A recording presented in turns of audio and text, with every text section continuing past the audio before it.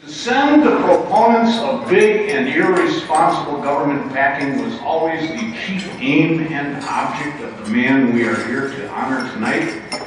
We all know John H Sununu, engineer, educator, entrepreneur, a tough little state's even tougher governor, the man who put the lead in the pencil of the George H.W. Bush administration, co-host of Crossfire who had the guests ducking for cover, and past chairman of the New Hampshire Republican Party, which proves that, among the many other things that Governor Sununu can do, is herd cats. We all know John Sununu, but it is my pleasure to introduce someone who knows him even better than we do. He knows him better as the result of being a fellow successful businessman in New Hampshire, as a result of being a fellow veteran of hard-fought political campaigns, as a result of being a fellow go-to guy in business and political consulting. But most of all, he knows John Sununu better as the result of being his son. Ladies and gentlemen, James Sununu.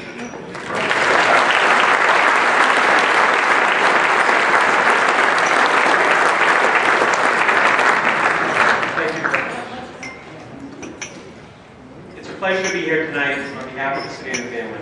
I'm sure some of you may be thinking, oh gosh, not another Sununu.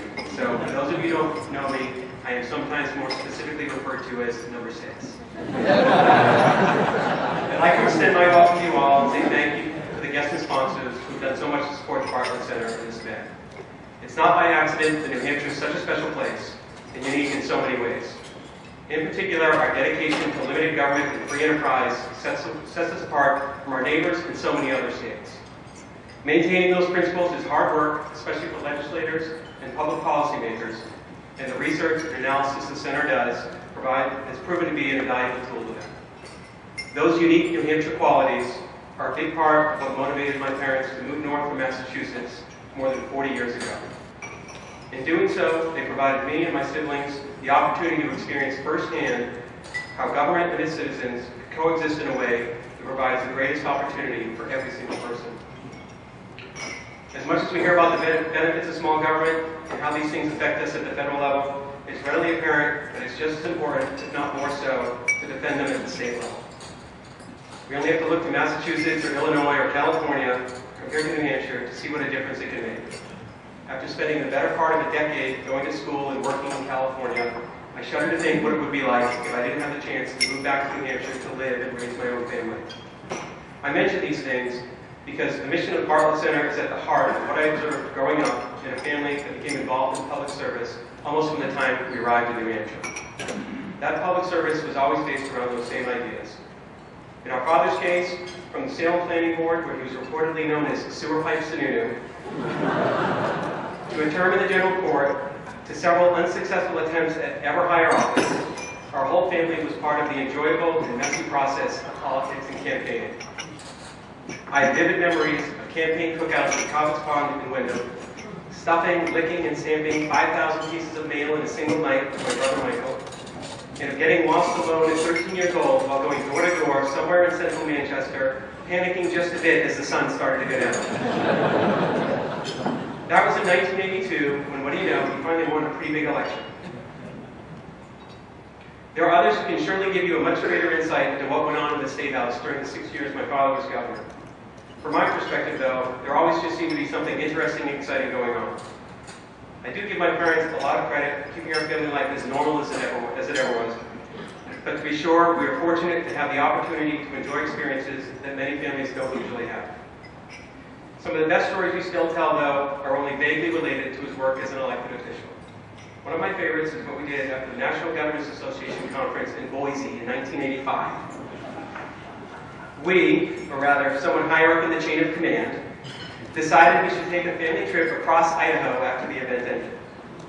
So we rented a car, which resembled nothing so much as the family truckster station wagon from National Lampoon's Vacation, and set out. I'm sure we had the Michelin map of Idaho and a general sense of direction, but frankly that seemed to be about it. A lot of it's just a blur at this point, but apparently the plan was to barrel 450 miles across Idaho, blow through Yellowstone, one of America's largest national parks, in the span of about 8 hours, and then drive 450 miles back to Boise to catch our flight home. All this in a span of about 2.5 days. The resulting trip has provided endless amusing recollections. I'll share a few of the highlights of our mad dash through Yellowstone.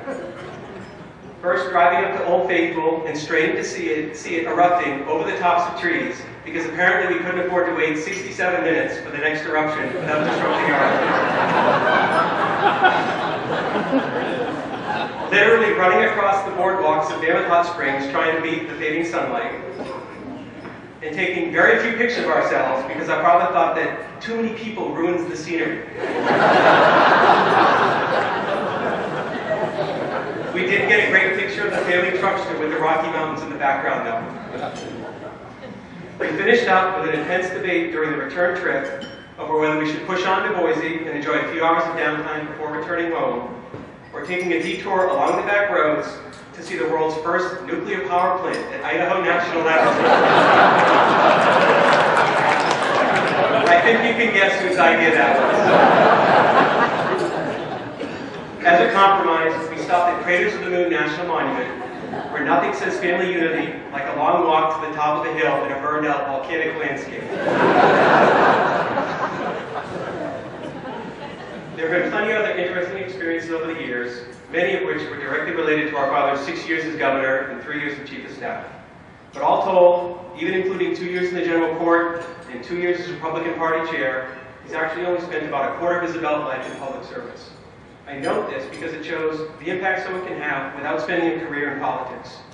As an engineer and professor, public servant, television commentator, businessman, and as a board member of the Josiah Bartlett Center, he's applied the principles he believes in consistently and constructively, very much so in the spirit of Josiah Bartlett. Those same principles are carried on today in the work of the center, and I'm sure the data crunching, researching, critical analysis that they do appeal most to his engineer's nature. New Hampshire is fortunate to have a resource like the Bartlett Center, and I'm sure he's proud to continue to be a part of its mission. We're grateful to be here tonight to enjoy the bestowing of this first annual Libertas Award to our father. Thank you.